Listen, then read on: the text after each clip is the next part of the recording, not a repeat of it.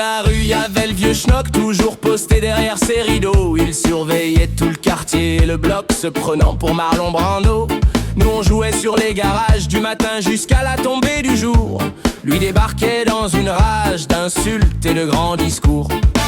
Vous êtes tous des bons à rien, qu'il nous criait presque tous les soirs.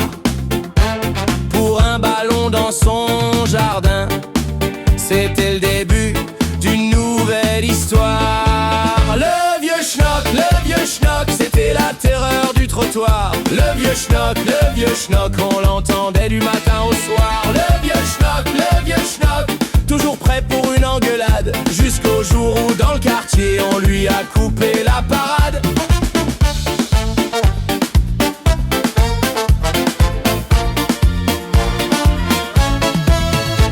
Il avait fait l'Afghanistan, les commandos et les paras. Pourtant quand passait un ballon, il appelait presque les soldats. Il nous traitait de sales métis, nous les gamins du pavillon. Planqués à sa fenêtre, il ne prenait pas de risque, pourtant rien ne freinait ses sermons. Il connaissait tous les puissants, les présidents et les mafieux. À l'écouter depuis 40 ans, il donnait des conseil au bon Dieu. Le vieux schnock, c'était la terreur du trottoir. Le vieux schnock, on l'entendait du matin au soir. Le vieux schnock, toujours prêt pour une engueulade, jusqu'au jour où dans le quartier on lui a coupé la parade. Un mercredi de vacances d'été, on jouait comme tous les gamins. Le ballon venait d'atterrir pour la 100e fois dans son jardin. Il est sorti rouge de colère en promettant l'apocalypse. On a pris encore une soufflante, longue comme un discours de ministre. Alors j'en ai eu plein les bottes de ses sermons et ses grands airs. Je me suis retourné sans un mot et je lui ai montré mon derrière. Le vieux est resté bouche ouverte, comme s'il avait pris l'apéro avec Hitler.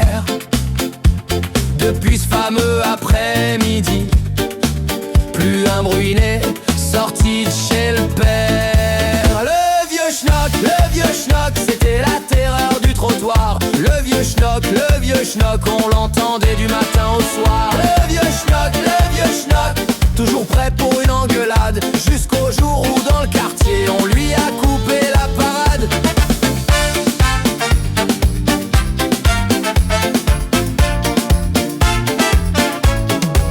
Certains disent qu'il a déménagé, d'autres qu'il est parti chez sa sœur, d'autres encore qu'il s'est caché pour oublier sa grande frayeur. Nous quand on passe devant chez lui, on repense encore à cette histoire, le jour où le roi des engueulades a perdu la guerre du trottoir.